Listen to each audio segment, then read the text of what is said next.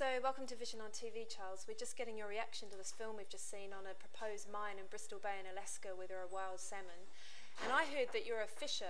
You describe yourself as an ordinary fly fisher? Yep. Just an ordinary fly fisher. I'm not sure it's that ordinary to be up on the panel with some indigenous people from Alaska. You obviously care a lot more than the other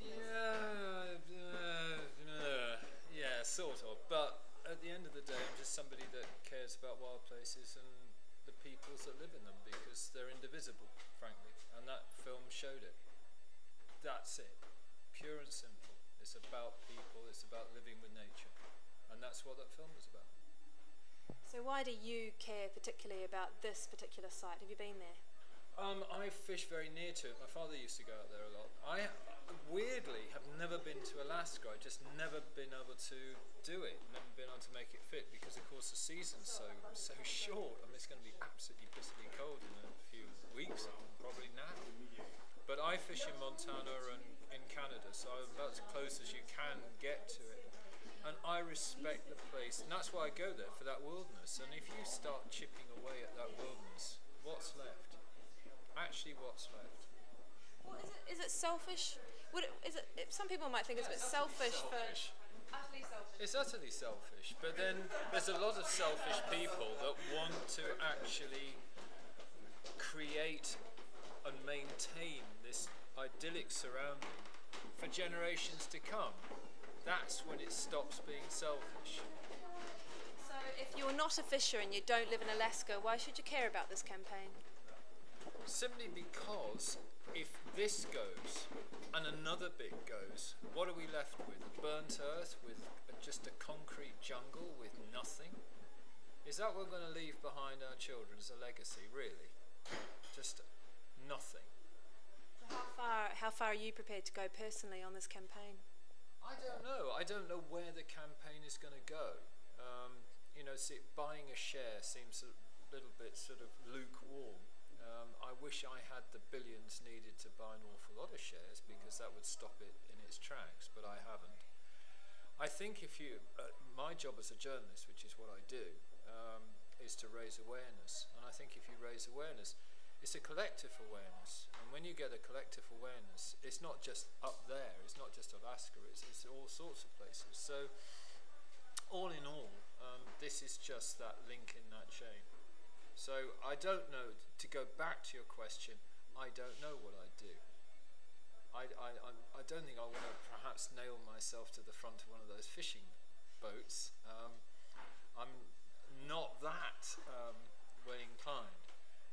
But I think supporting people, which I'll always do. How can other fishing folks? Yes, glib, isn't it? Say, oh, I support. Yeah.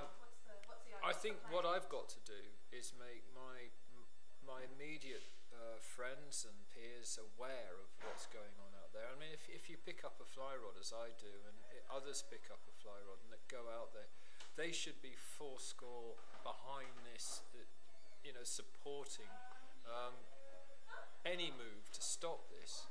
But it goes beyond that. If you actually think about it, it was the birthing ground of the caribou. There are bears there. If you disrupt that area, if you truly disrupt it, then you're actually going to disrupt not just the angling interest or the commercial fishing industry's interest, but you're actually going to damage for all time the wildlife, the habitat, everything. Everything hinges on a very, very fine knife edge out there, which should involve every kind of ecology-minded person in the planet, I guess. And we just heard a representative from Anglo-American, what would you say to that? Yes, well, tell me about that. To justify your position by voting for or against apartheid was a little bit sort of way off message. I didn't quite get that, frankly, but then I'm a stupid angler. Do you think he was just trying to present himself as a moral person, and therefore... I think he was trying to fit in, which I wish to goodness he hadn't. You know, if you're going to be part of this great edifice that they call Anglo-American, then be part of it. Look like a corporate person that is, and stand your ground, saying, no, I'm beholden to my shareholders. they've demanded this of me, I'm paid money to by this company to actually represent them, and this is what I do, and I believe in the company. That would have had far more resonance with me personally than trying to assuage an audience who, let's face it, didn't like him very much. Well, but that's the whole thing. There's this whole idea he talked about the process was very civil. Do you think it should be civil? Do you think we should all sit around and be civil when we're potentially going to lose such an amazing part of the world? It's intriguing, I think. If you've got, civilness is always the lull before the storm.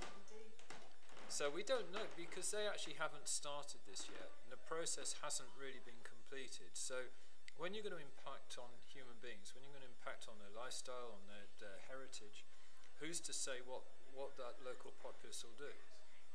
Yeah, well, that was the question I wanted to ask them. How far will they go, and will they take direct action? I'd like to hear the response. Actually, I truly, truly would.